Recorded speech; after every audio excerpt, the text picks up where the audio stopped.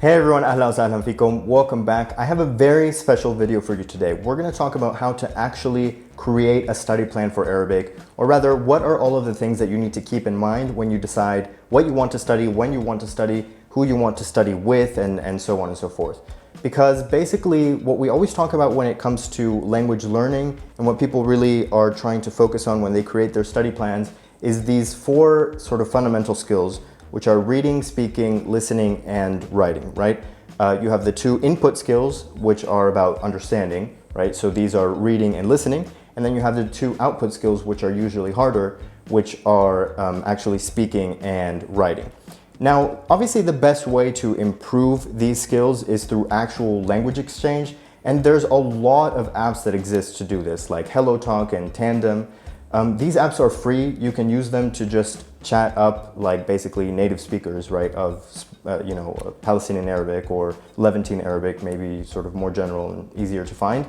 But the point is that this is something that you can do like pretty easily and for free. Now, a lot of people make a kind of mistake. You know, they think, okay, should I get a tutor? And okay, so I'll get a tutor so that I can practice with them. That actually is not the best idea in my opinion, because I mean, of course, like it's great to get a tutor and support them and so on as well. But really, this is not the best use of your time with your tutor. You should get a tutor if you want. I think that's great, but that's not exactly what you should be doing. So, because again, you have these apps which are like completely free to use, and it's much less kind of scripted and it's more natural, and you can just talk about whatever and there's kind of less pressure. Now, the reason, or like what you should actually be doing with your tutor is working on certain other aspects of language learning. So these four skills that I mentioned that are about using the language basically, this is what I call like one of the three pillars of learning a language. This is the practice pillar, which is about actually using the language, right?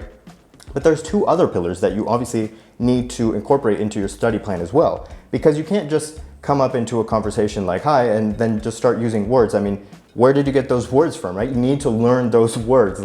So not everything is just, immediately starting to speak, because you need to know some stuff already, right?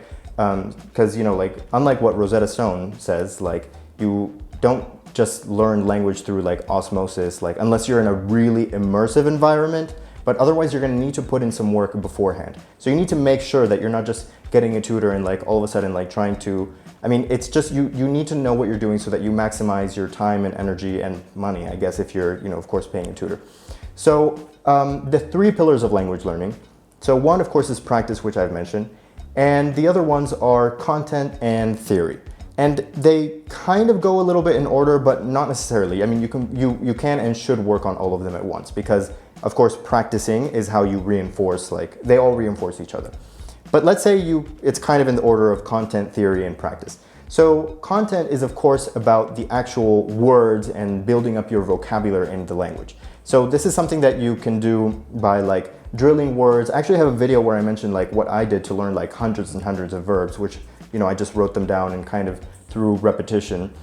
I mean, of course, like just sheer repetition is not the best way to learn, because the best way to learn is just to use them, right? But it does help, so that when you're in the situation where you need to use the word, you can actually, even if it takes a little bit of work, you can kind of recall it, right? Because it's kind of useless if you get to the conversation and you can't even summon the word, then there's no reinforcement. So you want to make sure that you're kind of ready to some extent when you start talking, like not going in completely blind, or at least have some kind of reference. Like honestly, what I used to do is I would have like, I had my spreadsheet, and like if I was in the middle of a conversation, or like especially if I was like texting someone, then I can just like look at the spreadsheet really quick and like, oh, okay, there's that word. Yeah, now I remember. So you definitely want to make sure that you work on this content aspect, and this is really something that you can do on your own. Like with a tutor, again, this is not really that much what you should be doing with them. Like, them just teaching you words, like that's something that you can kind of do on your own. And it's also not the place to really just be practicing, because you can do that for free and in a much more natural and less scripted way with people online. So now where a tutor may come in is in this middle sort of pillar, which is the theory pillar. I know that sounds kind of scary, but it's basically, like grammar and like understanding how the language actually works, how I would make this kind of sentence and that kind of sentence. And this is kind of what the goal of these videos has been, because the situation right now, especially with the dialects, is that even if you find like, oh, okay, in the dialect, this is the word for this and this is the word for that, and maybe you have native speakers, but you don't have an explanation, and it's hard to find explanations of like how to actually, like how the grammar of the dialect is different. And so once you get into an actual conversation without understanding that, then you're just gonna be really confused, and your sentences are not gonna make any sense because you don't have an awareness of how that language actually works. And what I found, and what a lot of people have found, is that, you know, even like a lot of tutors who are native speakers, like it's very, it's very useful because you can actually sort of get a kind of native sort of, you know what I mean? Like you can actually understand how they kind of think, and you can talk with them and everything. But again, it might actually be more beneficial to engage with native speakers on, you know, these other apps, because sometimes just because someone is a native speaker, like they may not like have thought about the grammar or like, you know, things like that. So just make sure you know what your goal is when you get a tutor. Like no matter what it is, just know what it is, because otherwise it's not going to be the best use of your time, and it's going to be kind of chaotic, and you're going to do this one day and this one day, and it's not going to kind of come together and build up. So again, you know, I've been trying to make these videos like not about like, okay, how do I say this and this and this in the dialect, because finding those words is fortunately not as hard as it used to be, because now there's websites where you can just find vocabulary. And you know, if you're subscribed to the Patreon, you can download my spreadsheet, which has like 800 verbs or over 800 verbs and like over 1,300 terms at this point, like nouns and adjectives and other stuff like that. So you have like a dictionary, basically. You have these words, you have the content, you just need to work on it and practice it, and you have ways to get native speakers. So again, the theory, hopefully these videos have, you know, been helpful, and you can continue to watch them as part of your kind of like working on that theory aspect. Or you can get a tutor and work with them on that, but make sure that you come with like very specific kind of questions, or like, okay, I want to understand the conditional, like how do I make these kinds of sentences, and you know, and so on, and then maybe give them sentences and they'll tell you like, okay, that didn't sound quite right. That's where it's really useful to have a native speaker as a, you know, as a tutor, because they just have that kind of instinct, and so they can say that didn't sound kind of quite right, and so on. And then you can watch these videos as just like a kind of basic reference. But yeah, so definitely sort of in summary, when it comes to language learning, you have these three pillars: content, theory, and practice. And then this practice pillar, of course, is, you know, reading, speaking, listening, and writing. Yes.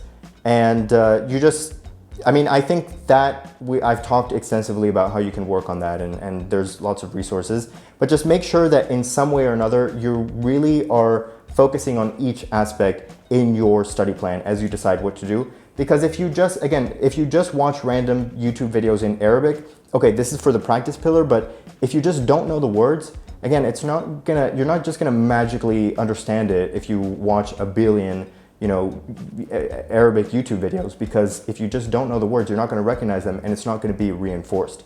I mean, you know, it's actually very useful in general just to get your ear kind of used to what it sounds like and so on, and then by the time you know more words, you'll start to pick them up easily. But again, you still need to work on that. And you still also, especially when it comes to speaking and creating your own sentences for those output skills, you're really gonna need to understand the theory, because otherwise it's not gonna make sense. And otherwise it's gonna be more like, you may be able to understand, but not so much produce. So yeah, definitely make sure you're working on all of those things. And again, if you're subscribed to the Patreon, there's a couple of things. You can download that spreadsheet, which is good for the content stuff. And you can also join our Discord, where we have like just basic discussions about like, you know, what we do to study, and we share like resources and videos and just chat and so on about Arabic. So it's a really sort of nice environment, and you can always like, you know, especially if you're, I mean, whether on Patreon or on Discord, you can always reach out to me, or, you know, leave a comment, and I'm very happy to answer questions and anything you want.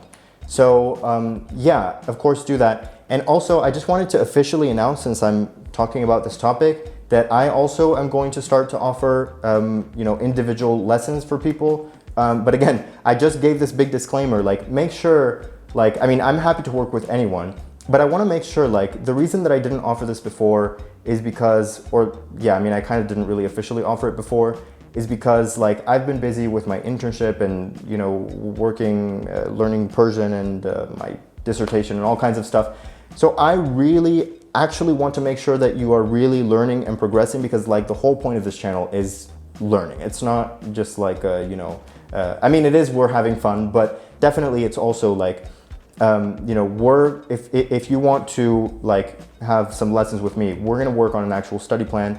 Yeah, I mean, it's not gonna be like super intense, but like I definitely want to make sure that you're getting the most out of it. Use these apps that I mentioned, like to talk to native speakers, and use the resources that are definitely out there to work on the actual sort of vocabulary and so on. But then, you know, if you wanna book some lessons with me, which you can just email me. It's in my about page and also probably in the description. Yeah, we're gonna actually work on sort of those kind of more kind of grammatical things, making sure that we understand how the language works, correcting mistakes together. Maybe we'll go through like annotated transcripts and you can read and practice pronunciation, and like, you know, ask questions about like what's going on in the sentence and so on and so forth. So yeah, anyway, I think I pretty much have overstated the point. But again, those three pillars are practice, content, and theory, and you want to make sure that you're working on all of those when you design your, or sort of set out like what are you going to do to learn. You can't just drill words, you can't just watch sporadic videos, and I mean, I guess you can't also just learn grammar. I mean, you have to do all of it together. So make sure you're doing that. And yeah, I wish you the best of luck. As I said, please leave a comment asking anything you need. Join the Patreon if you want, book lessons, like anyway, I'm here for you guys. So yeah, thank you so much for watching, and I'll see you later.